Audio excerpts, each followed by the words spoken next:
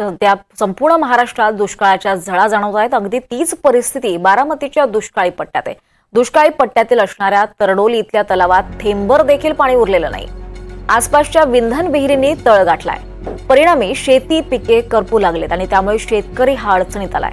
याचाच आढावा घेतलाय आमचे प्रतिनिधी देवा राखुंडे यांनी। या ठिकाणचे काही युवा तरुण माझ्या बरोबर आहेत। नमस्कार, काय मला सांगाल की हा जो तलाव आहे तो अतिशय कोरडा ठाक या ठिकाणी पडलेला दिसतोय। या तलावाची निर्मिती कधी झाली होती आणि या तलावाचा या पंचक्रोशीतील शेतीला कसा उपयोग होतो? नमस्ते, माझं नाव श्रीकांत गाडे, मी तरडोलीचा एक तरुण ग्रामस्थ आहे। ह्या तलावाची निर्मिती साधारणतः 50 वर्षापूर्वी पाटबंधारे खात्यातर्फे झाली होती। साधारणतः 58 MCFT चा हा टोटल तलाव आहे। ह्या तलावामुळे आपल्या तरडोली पंचक्रोशी मधली काही बाबुर्डी असेल, माळवाडी असेल, अशा 2-3 गावांचा पाणी पुरवठा योजना आणि शेतीसाठी सिंचन योजनेसाठी हा तलावाची खूप मोठी उपयुक्तता आहे। सद्यस्थितीला पाहायला गेलं तर तलावाची पाणी पातळी पूर्णतः खालावलेली आहे। म्हणजे आता पिण्याच्या पाण्याची पण खूप गैरसोय होते।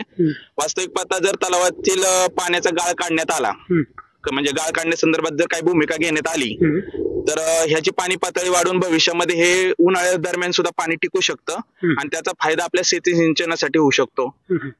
तर आमची अशी मागणी आहे ग्रामस्थांतर्फे उचल पाण्याची। तर त्यासाठी आम्ही शासनाला मागणी करू इच्छितोय की लवकरात लवकर ते कामाची पूर्तता करावी आणि आमच्या तलावामध्ये पाणी येण्यासाठी आम्हाला सहकार्य करावं। खूप खूप धन्यवाद। तर आपण बघतोय की संपूर्ण महाराष्ट्र जो आहे तो सध्या दुष्काळाच्या सावटातून जातोय आणि त्याला बारामती देखील अपवाद नाही।